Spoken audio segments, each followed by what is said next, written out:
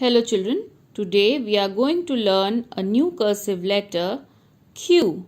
Q says Qua. Q says Qua. Now how will you write the letter?